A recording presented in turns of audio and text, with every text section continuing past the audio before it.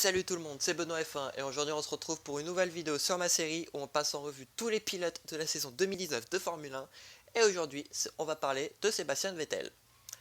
Alors Sébastien Vettel effectue un premier test en Formule 1 avec Williams BMW en 2005, puis il effectue un deuxième test dans la deuxième écurie motorisée par BMW, Sauber, en juillet 2006.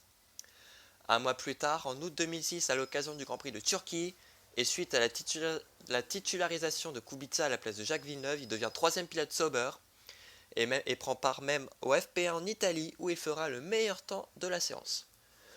En 2007, il poursuit son rôle de troisième pilote Sauber et participe notamment au FP1 en Australie à Bahreïn. Malheureusement, il voit son activité réduite pendant quelques temps, mais suite à l'accident de Robert Kubica, il devient titulaire pour le Grand Prix des États-Unis à Indianapolis, où il marquera son premier point. Il finira 8ème, parce que, pour rappel, les points étaient pour les 8 premiers à l'époque. Cela a changé depuis, on a le barème actuel depuis 2010. Et devient donc à 19 ans, 11 mois et 14 jours, le plus jeune pilote à inscrire un point. Évidemment, ce record a été battu par Verstappen en 2015. En juillet 2007, Toro Rosso annonce la titularisation de Sébastien Vettel en remplacement de Speed jusqu'à la fin de la saison. Donc son premier Grand Prix, c'était le Grand Prix de Hongrie où il finira P16. Mais il décroche une magnifique 8ème place au Japon avec une voiture qui n'est pas très performante et a eu quand même le mérite de faire plusieurs tours en tête jusqu'à la safety car. Malheureusement, il a été surpris par une manœuvre d'Hamilton et il accroche Weber qui était à ce moment-là 3ème et abandonne. Il se prendra 10 places de pénalité pour la Chine, mais quelques jours avant le week-end chinois, la surprise, c'est que la FIA lui retire la sanction, pensant que Vettel n'était pas fautif sur cet accrochage. Grâce à ça, il finira une magnifique 4ème place et son coéquipier lui dit P6. Donc, 2007, il finit 14ème au championnat avec 6 points avec 3 DNF. Saison plutôt correcte. 2008, il conserve son baquet chez Toro Rosso. Cette fois-ci, il va faire la saison complète, avec comme coéquipier Sébastien Bourdet, le quadruple champion du monde de Champ Car. Le début de saison est pas terrible pour Vettel qui a été marqué par plusieurs accidents, mais il se démarque ensuite plus rapide que Bourdet à partir de Monaco où il finira P5, donc 4 points. Il marquera ensuite un point avec une P8 au Canada et annonce son recrutement chez Red Bull pour la saison 2009 en remplacement de David Coulthard qui part à la retraite. Il signera sa première pole position, la fameuse pole position en Italie sous une pluie forte, et le lendemain signera sa première victoire en F1, devenant à 21 ans le plus jeune poleman, et c'est un record qu'il détient toujours, et le plus jeune vainqueur de Grand Prix, c'est un record qu'il ne détient toujours pas, c'est qui ne détient plus parce que Verstappen l'a battu. Avec une victoire, une pole et 6 DNF, donc saison quand même calamiteuse pour Vettel, malgré une pole et une victoire, il finira 8ème avec 35 points. En 2009, donc, il rejoint Red Bull et il sera donc coéquipier du vétéran Mark Webber. Lors du Grand Prix inaugural, alors qu'il était P2, il s'accroche avec Robert Kubica et détruit sa voiture. Il continue quand même la course, mais il se prendra une pénalité de 10 places pour la Malaisie, puisque il a conduit dangereusement. La Malaisie d'ailleurs, où il abandonnera sur sortie de piste, puisque Malaisie 2009, il y avait eu le torrent. D'ailleurs, je crois que la course a été interrompue à quinzaine de tours du terme, si ce n'est pas plus. Il remporte son deuxième Grand Prix en Chine, puis monte encore sur le podium à Bahreïn en terminant deuxième. Donc plutôt bien. À Monaco, il signe son troisième abandon alors que son rival au championnat, qui est Jenson Button, gagne la course. Donc Button porte son avance au championnat à 28 points. Mais il finira quand même P3 derrière Lebron en Turquie. Malheureusement, l'écart s'agrandit puisqu'après 7 Grands Prix, il est troisième à 35 points de retard sur le Britannique. En Grande-Bretagne, il signe son premier hat-trick. Donc qu'est-ce qu'un hat-trick? C'est pole, victoire, meilleur tour en course. Et termine P2 en Allemagne. Il abandonnera en Hongrie et en Europe. En Italie, il voit ses chances de titre se réduire puisque Button finit 2. Il s'impose au Japon et à 2 Grands Prix de la fin, il est à 16 points de retard sur Button, mais il finit par être vice-champion au Brésil suite au titre du Britannique en finissant 4ème. Toutefois, il devance Barrichello au championnat, devenant le plus jeune vice-champion de l'histoire. Avec 4 pôles, 4 victoires, 3 meilleurs tours, 8 podiums et 5 DNF, il finit deuxième avec 84 points. Première saison chez Red Bull, on peut dire que elle est satisfaisante. Bon, on verra qu'il va s'améliorer par la suite. 2010, même écurie, même coéquipier, hein, on ne change pas une équipe qui gagne. En 4 courses, il signe déjà 3 pôles. Bahreïn, Australie et Chine. Bahreïn, il finira donc P4. Il abandonnera en Australie pour un écrou mal vissé. Le syndrome Grosjean est là, visiblement, était déjà là à l'époque. Et finit P6 en Chine. Donc c'est plutôt bien. Désolé si vous avez reçu la notif de Despiello. Il finit 3ème en Espagne, qui a été donc gagné par son coéquipier Weber, tout comme Monaco, où Vettel finira 2 derrière son coéquipier. Après 6 courses, Vettel et Weber sont à égalité de points. En Turquie, on a vu comment ça s'est fini, hein. Il s'accroche avec son coéquipier, mais finit P4 au Canada. Donc malheureusement, à cause de son abandon, il dégringole P5 avec 90 unités, soit 19 points de retard sur le leader qui est Lewis Hamilton. Mais il gagne à Valence et revient donc à 12 points du Britannique. Nouvelle désillusion en Grande-Bretagne, après le contact avec Weber, Vettel crève mais finit quand même P7. Il parvient à monter P3 au championnat, son écart avec Hamilton passe désormais à 24 points. Vettel commet erreur sur erreur ensuite, puisqu'il tasse l'Espagnol des départs en Allemagne, il se prend une pénalité en Hongrie et finit P3 alors que Weber gagne et reprend donc la tête du championnat. Il percute Button en Belgique, ce qui abîme son élan avant. Il finira P15 et porte désormais son retard à 31 points sur Hamilton, puisqu'Hamilton avait repris à ce moment-là encore les rênes du championnat. Mais il se rattrape quand même puisqu'il finit P4 en Italie, P2 à Singapour, puis remporte le Grand Prix du Japon. Et donc à 3 tours du terme, il est à 14 points de Weber qui mène le championnat. Il abandonne en Corée sur une casse moteur alors qu'il menait le premier Grand Prix de Corée et a donc le même nombre de points qu'Alonso qui l'a gagné. Sachant que Weber, Alonso et Vettel étaient donc dans cet ordre 1, 2 et 3. Il gagne au Brésil en partant deuxième derrière la Williams d'Hülkenberg, la fameuse pole de Nico Hülkenberg. On y reviendra quand ça sera au tour d'Hülkenberg. Et donc on a une bataille à 3 pour le titre au dernier Grand Prix, puisque c'est Weber, Alonso et Vettel, sachant que l'écart entre Alonso premier et Vettel troisième est de 15 points. Ce qui fait donc une première et une troisième place. Lors du Grand Prix d'Abu Dhabi, il profite de l'erreur de Weber qui s'arrêtait plus tôt, puisque je crois qu'il avait percuté le mur, donc ça l'avait poussé à s'arrêter plus tôt parce qu'on suspectait une crevaison. Et la mauvaise stratégie d'Alonso qui justement se calquait sur la stratégie de l'Australien, et bénéficiait aussi de l'aide de Petrov qui bloque justement les deux pilotes pour être à 23 ans, 4 mois et 11 jours le plus jeune champion du monde de l'histoire.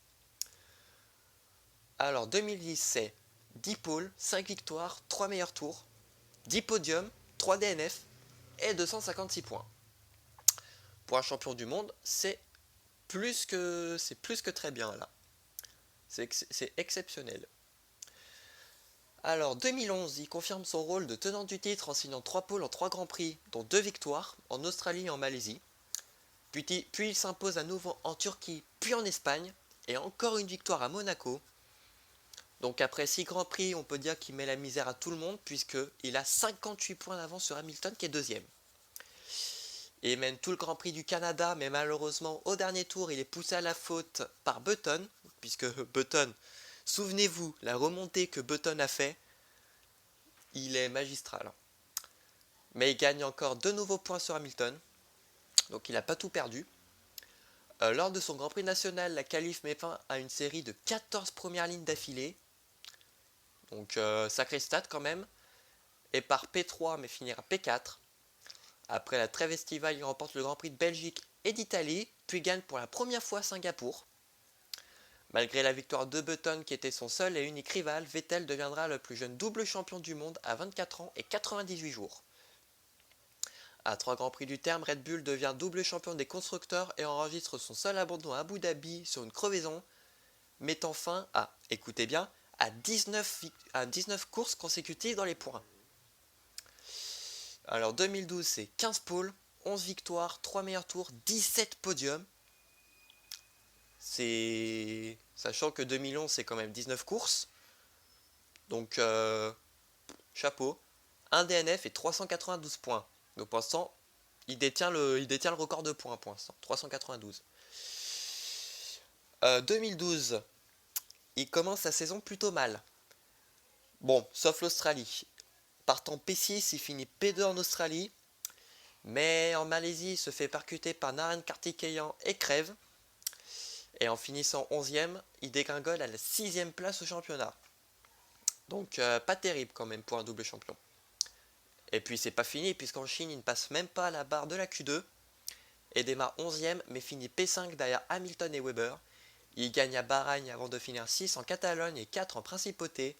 Il monte néanmoins P2 à 3 points d'Alonso.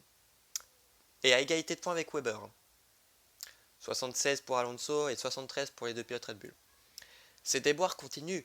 P4 au Canada puis DNF en Europe suite à un problème mécanique. Il est relégué à 26 points de l'Espagnol. Lors de son Grand Prix national, il finit P2 mais reçoit 20 secondes pour avoir bloqué Button et classé 5ème. Ce qui fait qu'il a 44 points de retard sur Alonso, mais il se reprend puisqu'il termine 2ème en Belgique et revient à 24 points du leader avec l'abandon d'Alonso, mais abandonne en Italie sur un problème d'alternateur. Il prend pour la première fois la tête du championnat en Corée lorsqu'il remporte l'épreuve devant son coéquipier et passe Alonso pour 6 points, écart qui augmentera après sa victoire en Inde. Il est déclassé à Abu Dhabi pour ne pas avoir respecté le débit d'essence mais finit 3ème, puis 2ème aux États-Unis. Avant le Brésil, il compte 14 points d'avance sur Alonso.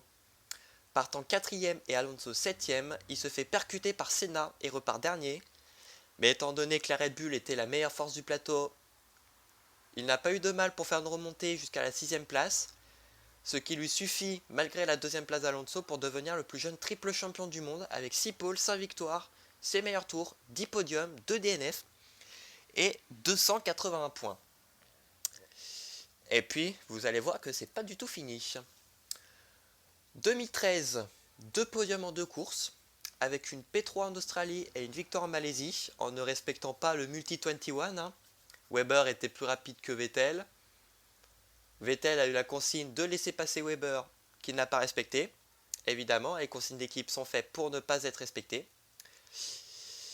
Puis 4ème en Chine, il est en tête avec 3 points d'avance sur Raikkonen, puisque Raikkonen avait gagné en Australie, souvenez-vous, c'était sa 20ème victoire. Puis gagne le week-end à Bahreïn. Il connaît son premier DNF en Grande-Bretagne, ce qui permet à Alonso de revenir à 21 points, puis augmente son écart en Allemagne en remportant l'épreuve, qui est sa première victoire chez lui et la 30ème de sa carrière. Il fera Grand Chelem sur Grand Chelem ensuite, et en s'imposant au Japon, il porte son écart à 90 points à 4 Grands Prix du terme. Et donc, vous l'aurez compris, au Grand Prix d'Inde, il remporte son 4ème titre, devenant le plus jeune quadruple champion à 3 Grands Prix du terme à 26 ans. C'est pas rien quand même. En remportant donc une nouvelle victoire, il devient le premier pilote à avoir gagné 8 Grands Prix consécutivement. Je crois que Schumacher avait fait 7 Grands Prix, avait gagné 7 Grands Prix d'affilée lorsqu'il courait. Mais c'est pas tout puisqu'il en gagne une 9ème au Brésil. Il finit la saison avec 9 pôles, 13 victoires, 7 meilleurs tours, 16 podiums, 1 DNF. Et il améliore son record de 2011 puisqu'il porte son total à 397 points. En 2014, dernière saison chez Red Bull, la saison s'annonce très compliquée pour l'Allemand et son nouveau coéquipier, un autre Australien, un Australien en cache un autre, Daniel Ricciardo, puisque la voiture ne semble pas très performante ni fiable, puisqu'il abandonne sur problème moteur lors du premier Grand Prix, au bout de 3 tours. Il se rattrape en faisant 3ème en Malaisie, mais subit un nouveau problème moteur à Bahreïn, le faisant terminer 6ème derrière Ricciardo. D'ailleurs, c'était drôle quand Ricciardo passait Vettel. En à peine 6 Grands Prix, il n'est que 6ème, avec 77 points de retard sur le leader qui était à ce moment-là son compatriote Nico Rosberg. Vettel finit 3ème au Canada qui a été remporté par Daniel Ricciardo, donc il gagnait son premier Grand Prix, puis finit 5ème en Grande-Bretagne. Et là, Vettel, son moral en prend un coup puisqu'il assiste à 2 victoires consécutives de son coéquipier australien en Hongrie et en Belgique, alors qu'il finit respectivement 8ème et 5ème. Il fera son meilleur résultat à Singapour avec une 2ème place, puis mène son seul et unique tour en tête au Japon. Et c'est après le Japon qu'il a annoncé son départ après 15 courses sans victoire. Donc triste stade quand même pour l'Allemand. Et avant Abu Dhabi, Vettel officialise son transfert chez Ferrari en remplacement d'Alonso qui sera chez McLaren et sera donc le coéquipier de Kimi Raikkonen pour 3 ans en arborant le numéro 5.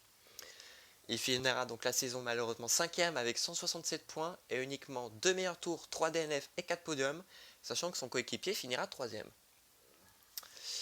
2015, première saison chez les Rouges, et sa saison commence plutôt bien, puisque premier Grand Prix chez les Rouges, premier podium en Australie, puis il monte sur la plus haute marche en Malaisie, avec donc une victoire devant les deux Mercedes. Vettel n'a plus gagné depuis le Brésil 2013 et Ferrari n'a plus gagné depuis l'Espagne 2013 avec Fernando Alonso. D'ailleurs on s'en souvient tous du départ de l'Espagnol. Il monte sur son 70e podium en Espagne en finissant 3ème, puis sur son 71e à Monaco en finissant 2ème. Il remporte son deuxième Grand Prix en Hongrie devant les deux pilotes Red Bull qui étaient à cette époque Daniel Kvyat et Daniel Ricciardo, et dédiera donc sa victoire à Jules Bianchi qui était mort la semaine suivant le Grand Prix, enfin la semaine précédant le Grand Prix plutôt. En Belgique, il partait 8ème, il se retrouve 3ème et attendait quand même un coup de poker puisqu'il tente une stratégie à un arrêt. Mais dans le dernier tour et alors qu'il se bataille avec Romain Grosjean pour la 3ème place sur le podium, son pneu arrière droit explose à la longue ligne droite, après le rayon de l'eau rouge, et contraint à l'abandon, laissant d'ailleurs le podium au Français qui mettait son 10ème podium. Il se rattrape en faisant la pole à Singapour et gagne son 3ème Grand Prix. Donc il n'avait plus fait de pole depuis le Brésil 2013 et Ferrari n'avait plus fait de pole depuis l'Allemagne 2012. Donc ça faisait quand même un bon moment que Ferrari manquait de pole, hein. Il finit 2ème en Russie et monte 2ème au championnat devant Rosberg, puisque Rosberg avait abandonné sur un problème. Je crois que la pédale d'accélérateur était restée bloquée, je crois. Malheureusement, il abandonne au Mexique. La crevaison qui lui a ruiné la course, il lui fait repartir dernier, puis la sortie de piste. De toute façon, il avait plus rien à perdre, il était 19ème, il s'était pris un tour. C'est course à oublier pour Vettel. Et finit 4ème à Abu Dhabi. Donc il finira la saison avec une pole, 3 victoires, un meilleur tour, 13 podiums, 2 DNF et finira donc 3ème avec 278 points. 2016 semble compliqué avec une voiture mal conçue. Après un bon départ, il se retrouve en tête à Melbourne, mais une mauvaise stratégie le fait terminer 3ème. Puisque souvenez-vous, quand Alonso et Gutiérrez a eu le crash et donc le drapeau rouge, Vettel a eu le mauvais choix de remettre des pneus super soft alors que les deux Mercedes avaient opté pour les pneus médium. Donc ce qui fait que Vettel était obligé de s'arrêter une nouvelle fois plutôt, pour chausser des pneus soft. Et malheureusement, et puis l'erreur au dernier virage ne pardonne pas. Trop de stress tue le stress. Puis abandonne dans le tour de formation à Bahreïn sur casse moteur. Il finit 2ème en Chine, puis se fait harponner par Kvyat en Russie par 2 fois. Donc pour vous résumer la situation, Daniel Kvyat arrive un peu trop vite au deuxième virage. Donc harponne, tape Vettel par l'arrière qui rebondit sur Ricciardo. Et lors du virage numéro 3, Pérez a une crevaison. Donc malheureusement, Vettel a dû freiner en urgence. Et malheureusement, Kvyat... il pouvait rien faire et il a harponné une 2ème fois, donc ce qui lui a valu, je crois, 4 une pénalité de 10 secondes de stop and go, je crois. Et Vettel, Vettel DNF, hein. D'ailleurs il a essayé de mettre son aileron avant dans le cockpit, mais il avait vu que ça pas tenu. Donc en 4 Grands Prix, il est relégué à 67 points de Rosberg. Donc pas terrible pour quelqu'un qui se disait se battre pour le titre. Au Canada, il prend la tête de la course, mais une nouvelle fois, Ferrari a fait preuve de très bonne stratégie, puisque la stratégie le fait chuter 2ème, puis finit 4ème en Hongrie, mais il dépasse les 2000 points. Il part dernier à Singapour suite à la rupture d'une barre anti-roulis, mais quand même a réussi à remonter 5ème. Et puis il harponne Rosberg en Malaisie. Bon, Rosberg était reparti dernier, mais il a quand même réussi à faire un last to first. Bon, il en a quand même bien profité de l'abandon de Lewis Hamilton. Et donc prend 3 places de pénalité sur la grille au Japon. au Mexique, il profite de la pénalité de Verstappen pour se classer 3ème, mais se prend une pénalité de 10 secondes et finit 5ème. Donc pour vous résumer, c'est une longue histoire. C'était une bataille pour la 3ème place entre Vettel et les deux pilotes Red Bull. Donc dans cet ordre, Verstappen, Vettel, Ricciardo. Verstappen avait fait une erreur au premier virage donc il était obligé de court-circuiter de passer dans l'herbe au premier virage. Ce que Vettel a moyennement apprécié, il lui a demandé gentiment de lui rendre la place. D'ailleurs, Red Bull lui a dit la même chose, mais Verstappen a fait la sourde oreille. Le pire, c'est que Verstappen bloquait Vettel, ce qui a permis à Ricciardo de revenir et tenter le dépassement au virage numéro 4. Bon, ça s'est effleuré, mais Vettel est resté devant. Et puis, après, on a eu la team radio, fuck off, Charlie Waiting, etc., etc. Donc Verstappen a eu une pénalité de 5 places, donc Vettel 3ème. Mais voilà, 10 places de pénalité, donc du coup Ricciardo montera sur le podium. Il a eu des excuses publiques, mais voilà. Donc il finira la saison 5ème avec 212 points, 3 meilleurs tours, 3 DNF et 7 podiums. 2017, la voiture semble très bonne, même la meilleure force du plateau. Il remporte la manche inaugurale après 18 mois sans victoire et finit 2ème en Chine. Partant 3ème à Bahreïn, il remporte son 2ème succès en 3 courses, puis finit 2 derrière Bottas. Bottas d'ailleurs qui était parti 3ème, mais il avait pris un bon départ. D'ailleurs j'ai oublié de... Ouais. Donc il finit P2 aussi en Espagne. Il gagne la course monégasque en finissant devant Raikkonen qui avait fait la dernière pole du coup de Iceman pour l'instant. Ah non, son avant-dernière, j'avais oublié l'Italie, pardon. Puis finit 4ème au Canada après s'être retrouvé P18 après un contact au départ avec Verstappen. Pour vous résumer, Verstappen y avait fait un très bon départ. Il a fait limite une torpille. Et puis Vettel s'est un peu retrouvé pris en sandwich entre Bottas et Verstappen et il a endommagé son aileron avant. Et lors de la relance de la safety car, son bout s'était barré. Et donc du coup, il n'avait plus le choix d'entrer au stand. À Bakou, alors qu'il était 2ème, il heurte Hamilton sous safety car et lui donne un coup de roue. Bon, je voulais là, il n'y a pas besoin d'expliquer, je vous ai dit, voilà, Hamilton un peu trop freiné dans le virage numéro 14 je crois. Ça n'a pas plu à Vettel et le coup de roue, sans le faire exprès, je pense. Donc ce qui lui aura valu 10 places, de 10 secondes de stop and go au stand. Et 3 points moins sur la super licence. Donc qui lui fera donc terminer P5 la pénalité. Bon, Hamilton finira juste derrière lui parce qu'il avait un problème de headrest. Il agrandit néanmoins son écart à 14 points sur Hamilton, puis à 20 points grâce à la P2 de Le Mans. C'était en Autriche, pardon. Derrière Bottas d'ailleurs qui gagnait son 2ème Grand Prix. En Grande-Bretagne, alors qu'il était P2, il crève dans le dernier tour. Un tour après Raikkonen, puisque Raikkonen lui avait déchappé, dans le dernier virage de l'ancien circuit, et termine P7, pardon, puis termine 2ème en Belgique derrière Hamilton qui réduit son écart de moitié. 7 points, c'est quand même beaucoup. Il perd la tête du championnat à Monza en finissant 3ème, puis il lâche complètement prise à Singapour, où il harponne Verstappen et Raikkonen. Donc pour vous dire, on est au départ, Vettel avait fait la pole devant Verstappen et Raikkonen. Raikkonen avait fait un très bon départ, donc Raikkonen s'était retrouvé le plus à l'intérieur, Verstappen au milieu, Vettel à l'extérieur. Vettel avait pour habitude de serrer son adversaire à gauche pour essayer de dédoubler. Sauf que malheureusement, il n'avait pas vu que Raikkonen avait pris un bon départ. Et donc ça s'est fini en carton. Verstappen et Raikkonen out. D'ailleurs, quand ils sont sortis de la piste, ils ont harponné la McLaren d'Alonso. Et puis 2 virages plus loin, Vettel qui est parti en tête à queue, voiture totalement endommagée. Et puis DNF.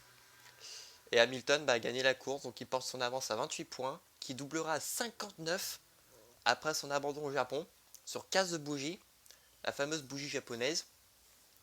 puis passe à 66 quand Hamilton gagne le Grand Prix des États-Unis et que Vettel fait P2. Au Mexique, partant de la pole, il heurte Hamilton et rentre au stand pour changer son museau et finira P2 quand Hamilton finit 9 et remporte le titre. Il se rattrape trop tard au Brésil en gagnant et en finissant 3ème à Abu Dhabi.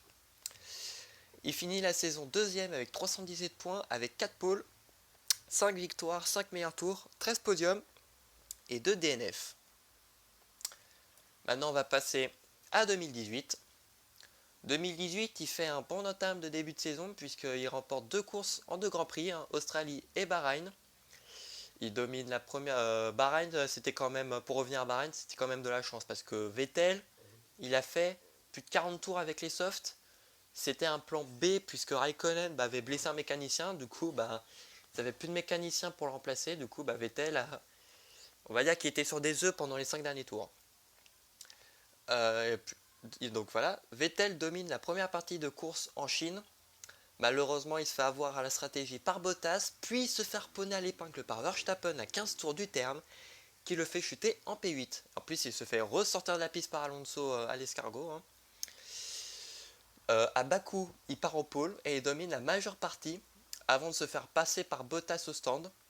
Évidemment, puisque Bottas était le dernier pilote à s'être arrêté pour chausser des pneus ultra soft, puisque Bottas partait en pneus super soft, il a fait donc l'undercut. Et en voulant relancer donc sous safety car, je ne sais plus pourquoi d'ailleurs, il bloque les roues. Et il a la roue avant gauche au carré et donc finit P4 derrière Pérez. Il finira donc à la même position en Espagne, puis P2 à Monaco avant de gagner au Canada où il reprendra la tête du championnat. Il se fait harponner en France par Valtteri Bottas mais il finira 5ème, puis finit 3ème en Autriche. Il gagnera en Grande-Bretagne sur le terrain d'Hamilton avant de commettre l'irréparable chez lui en se mettant dans le mur et contraint à l'abandon à 15 tours du terme. Pour vous expliquer, donc on est 15 tours avant la fin, il commence à pleuvoir légèrement, d'ailleurs il y a des pilotes qui ont passé les pneus intermédiaires, je prends l'exemple de Leclerc ou d'Alonso, d'autres qui ont mis des pneus wet comme Gasly. Quand on arrive à l'épingle, Vettel, on s'aperçoit qu'il perd un morceau de son aileron avant. Et arrivé au stadium, malheureusement, Vettel, la perte d'aileron avant, blocage de roue, et puis il nous a fait un tout droit. Donc malheureusement, il peut s'en prendre qu'à lui-même, même si voilà, sous la pluie. Donc il passe à 24 points de retard sur Hamilton. Il remporte le Grand Prix de Belgique et commet une nouvelle erreur en Italie, puisqu'il part en tête à queue. Il a voulu trop en faire. Et puis malheureusement ça lui a coûté cher puisqu'il repart P18. Vettel a voulu passer tout de suite Hamilton au deuxième virage pour être derrière Raikkonen. Malheureusement Hamilton, on pensait qu'Hamilton avait fermé la porte. Non, c'est Vettel qui a un peu pris large. Puis Vettel tête à queue. Et puis c'est pas son premier tête à queue puisqu'il va en avoir 2 autres. Il commet donc la même erreur au Japon et aux États-Unis. Donc respectivement sur Verstappen et sur Ricciardo, et perd donc le titre au Mexique, ce qui était logique. Il finit donc la saison 2ème avec 320 points, avec 5 poles, 5 victoires, 3 meilleurs tours, 12 podiums et un DNF, évidemment, l'Allemagne. Et donc on va passer à 2019, donc 2019 qui est sa 12e saison complète, je parle, puisqu'on va dire que sa première saison complète est 2008, même s'il a fait la moitié de saison en 2007.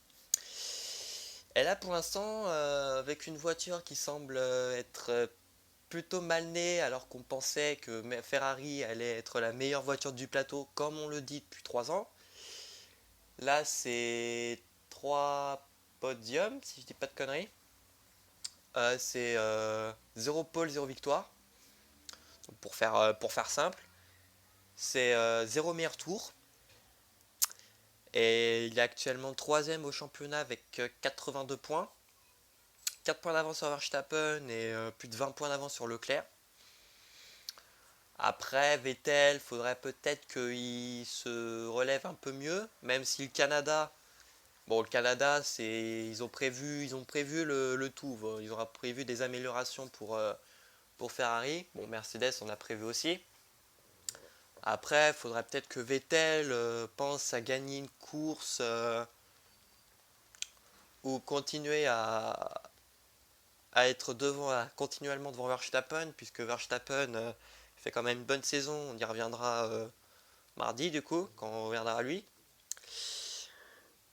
Je pense que pour Vettel, le titre, à moins d'un miracle, ça paraît être très compliqué quant à Hamilton et Bottas qui font bête de saison. Maintenant, après, on n'est pas à l'abri d'une bonne surprise. Et voilà, c'est tout pour Sébastien Vettel. N'hésitez pas à vous abonner, à mettre un pouce bleu vers le haut, je précise, à mettre un commentaire et à me suivre sur les réseaux sociaux. On se retrouve dimanche pour faire dimanche soir du coup, puisque je suis un peu occupé ce week-end. Donc on se retrouvera dimanche soir, je pense sous les coups de 8h30, 9h. Oui, je sais c'est tard, mais bon, j'ai pas le choix. Pour passer en revue le palmarès de Charles Leclerc, son coéquipier. D'ici là, portez-vous bien. Ciao tout le monde.